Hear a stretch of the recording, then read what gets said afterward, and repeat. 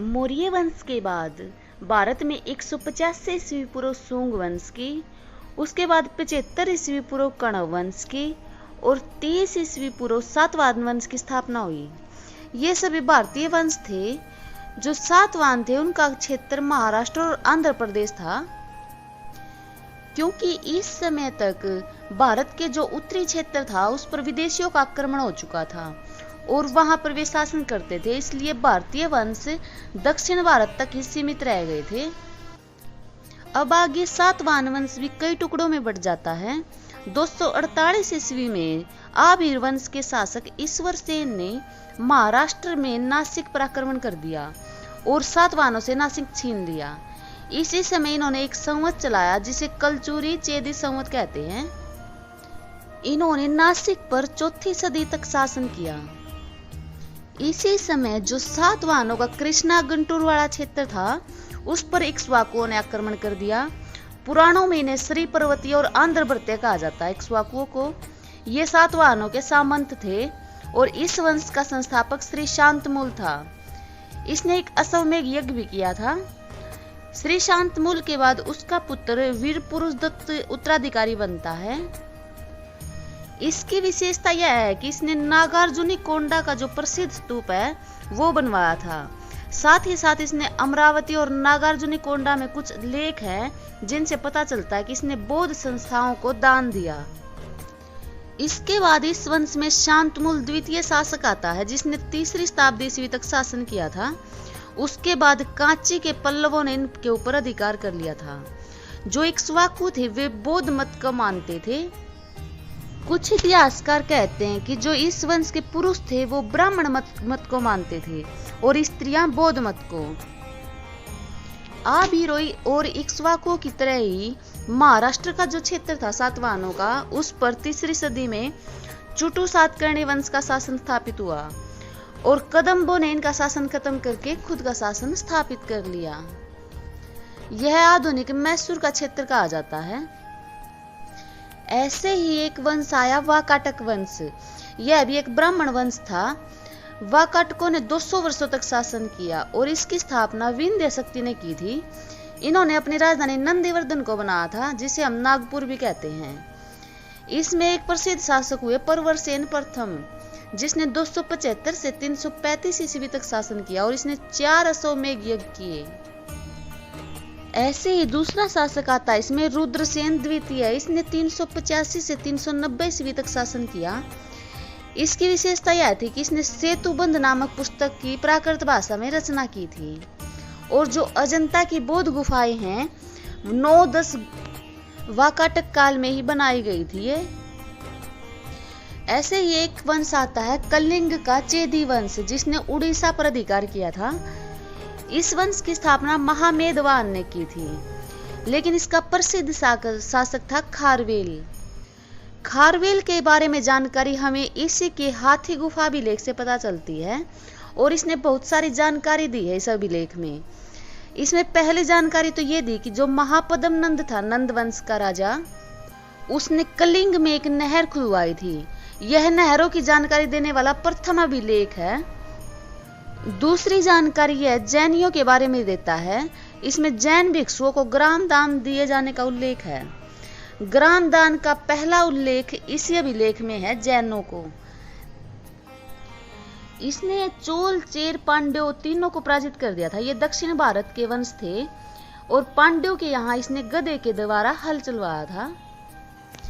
इस अभिलेख में यह भी जानकारी दी गई है कि खारवेल ने अपने 12वें वर्ष शासन के मगध पर आक्रमण किया और जहां पर सुंग वंश का शासन था उस टाइम, मगध पर आक्रमण करने का प्रमुख कारण यह था कि जो महापद्म नंद था वो कलिंग से जैन मूर्ति उठा ले गया था। खारवेल ने वहां के शासक को हराकर जैन मूर्ति वापस ले आया और इसने उदयगिरी पहाड़ी में जैन साधुओं के लिए एक गुफा का निर्माण करवाया था। ये जो हाथी गुफा अभिलेख है ये खारवेल ने अपने राज सिंहासन पर बैठने के 13 वर्ष बाद लिखवाया था। ये कुछ राजवंश थे जो मौर्य साम्राज्य के बाद भारत की राजनीति में आए थे। इन भारतीय वंशों के साथ साथ भारत पर कुछ विदेशी शासकों ने भी आक्रमण किया था। सिकंदर की मृत्यु के बाद जो मध्य एशिया का एक बहुत बड़ा भाग था वो सेल्यूकस के अंडर आ गया था और इसने बैक्टीरिया, जिसे उत्तरी अफगानिस्तान भी कहते हैं, और पार्थिया, जिसे ईरान कहते हैं, ये भी अपने साम्राज्य में शामिल कर लिए थे। इस पूरे साम्राज्य को सेल्यूकस साम्राज्य कहा जाता था उस टाइम। बाद में 250 ईस्वी पूर्व में बैक्टीरिया के गवर्नर डियोडोरस प्रथम ने बैक्टीरिया को स्वतंत्र कर लिया था और इसे इंडो ग्रीक नाम से जाना जाने लगा।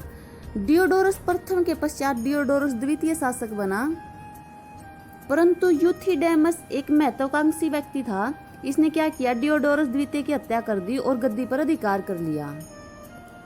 इसी यूथिडेमस का पुत्र था डेमेट्रियस प्रथम, जिसने 189 से लेकर 171 ईस्वी पूर्व में भारत पर पहला यवन आक्रमण किया।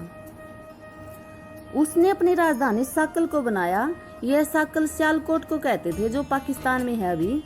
डेमेट्रियस प्रथम के समय ही यह राज्य 2 भागों में बट गया, जिसमें एक भाग की तो राजधानी साकल ही बनी रही और दूसरे भाग की राजधानी तक्षशिला हुई। साकल पर डेमेट्रियस का अधिकार रहा और तक्षशिला पर यूक्रेटाइडस का अधिकार हुआ। हमें इन दोनों वंशों के अनेक शासकों का उल्लेख मिलता है, परंतु इनकी तिथि निश्चित नहीं है और इन शासकों के विषय में जानकारी हमें इनके सिक्कों से प्राप्त होती है। डेमेट्रियस प्रथम ने भारतीय राजाओं की उपाधि धारण की और उन्होंने यूनानी और ख्रोष्टी दोनों लिपियों में सिक्के चलाए। डेमेट्रियस वंश का सबसे महान शासक हुआ है मिनांडर, जिसने 165 से लेकर 145 ईस्वी तक राज किया था। बौद्ध साहित्य में इसे मिलिंद कहा जाता है। बौद्ध ग्रंथ मिलिंद पन्नों में मिनांदर और बौद्ध भिक्षु नागसेन के साथ वाद विवाद के उपरांत बौद्ध धर्म का अनुयायी बनने की कथा बताई गई है। मिनांडर ने जो गंगा यमुना दोआब का क्षेत्र है वहां पर भी आक्रमण किया था और जो पेरिप्लस है उन्होंने कहा है कि मिनांडर के सिक्के बड़ोच के बाजारों में खूब चलते थे। अभी हाल ही में कौसाम्बी के पास रे से एक अभिलेख प्राप्त हुआ उसका। मिलिंद पन्नों के साथ साथ जो लामा तारानाथ की पुस्तक है भारत में बौद्ध धर्म का इतिहास तथा अक्षयमेंद्र की है अवदान कल्पकथा, इसमें भी इस यवन शासक का जिक्र मिलता है हमें। मिनांडर की मृत्यु के बाद उसका पुत्र स्ट्रेटो 90 ईस्वी पूर्व स्ट्रेटो द्वितीय शासन करते हैं, परंतु ये कमजोर उत्तराधिकारी थे, इसलिए 30 ईस्वी पूर्व ने सक्कों ने इस पर अधिकार कर लिया और डेमेट्रियस वंश को खत्म कर दिया भारत से। दूसरा इंडो ग्रीक वंश यूक्रेटाइडिस वंश था, जिसने अपनी राजधानी तक्षशिला बनाई थी। इतिहासकार स्ट्रैबो और जस्टिस के विवरणों में इस शासक के बारे में हमें जानकारी मिलती है। यूक्रेटाइडिस ने भारत पर विजय प्राप्त की, ये इतिहासकार जस्टिन कहते हैं। वहीं यूक्रेटाइडिस के पुत्र हेलियोक्लीज ने अपने पिता की हत्या करके 159 ईस्वी पूर्व यहाँ पर अधिकार कर लिया। इसके बारे में इसके सिक्कों से पता चलता है। इसका भी पार्थियनों और सक्कों के साथ संघर्ष चलता है। इस वंश का अंतिम महत्वपूर्ण शासक एंटिओलकिड्स था, जिसने 125 ईस्वी पूर्व शासक बना। उसके समय का अभिलेख बेसनगर अभिलेख मिलता है। अभिलेख गरुड़ स्तंभ पर खुदा हुआ है। इस अभिलेख के अनुसार तक्षशिला निवासी हेलियोडोरस ने भागवत वासुदेव के सम्मान में गरुड़ स्तंभ की स्थापना करवाई और इससे इस बात का संकेत भी मिलता है कि यहाँ का शासक भागवत धर्म में आस्था रखता था। इस वंश में अन्य शासक लिसियस और हर्मियस हुए। जो हर्मियस थे वे अंतिम शासक माने जाते हैं और ऊपरी सत्ता उनकी काबुल घाटी तक सिमट कर रह गई थी। इन यूनानियों के संपर्क में आने से भारत ने क्या क्या सीखा, तो चलिए जानते हैं। पहला, भारतीयों ने ज्योतिष के क्षेत्र में यूनानियों से सप्ताह को 7 दिनों में विभाजन और ग्रहों के नाम उनसे ही लिए हैं। दूसरा, नक्षत्रों को देखकर भविष्य बताने की कला भारतीयों ने यूनानियों से सीखी। गार्गी संहिता में स्पष्ट रूप से स्वीकार किया गया है कि ज्योतिष के क्षेत्र में भारत यूनान का ऋणी है। उसमें लिखा है कि यद्यपि यवन बर्बर हैं, किंतु ज्योतिष के मूल निर्माता होने के कारण वे वंदनीय हैं। वही वराहमिहिर लिखते हैं कि यद्यपि यूनान म्लेच्छ हैं, किंतु ज्योतिष के विद्वान हैं और इसलिए प्राचीन ऋषियों की भांति पूज्य हैं। सिक्के बनाने की कला भी भारतीयों ने यूनानियों से ही सीखी। यूनानियों ने पहली बार सोने के लिखित सिक्के चलाए, जिन पर एक ओर राजा की आकृति और दूसरी ओर किसी देवता की मूर्ति या अन्य चिन्ह बनाए गए थे। यूनानियों ने द्विभाषा युक्त सिक्के चलाए। यवनों के संपर्क में आने में कला में एक नवीन शैली हेलेनिस्टिक कला का जन्म हुआ था। इसका आदर्श रूप में कनिष्क के समय गंधार कला में देखने को मिलता है। वहीं संस्कृत के नाटकों में पटाक्षेप के लिए यवनिका शब्द का प्रयोग भी होने लगा था। इन्हीं यवनों के आने से भारत में पहली बार पर्दा प्रथा का प्रारंभ हुआ है। धर्म और दर्शन के क्षेत्र में यूनान भारत का ऋणी हुआ है, क्योंकि कई यूनानी राजाओं ने भारतीय धर्म को अपना लिया, जैसे हेलियोडोरस नामक राजदूत ने भागवत धर्म और मिनांडर ने बौद्ध धर्म अपनाया। ऐसा बताया जाता है कि तपस्या और योग की क्रियाएं हैं वो यूनानियों ने भारतीयों से ही सीखी हैं।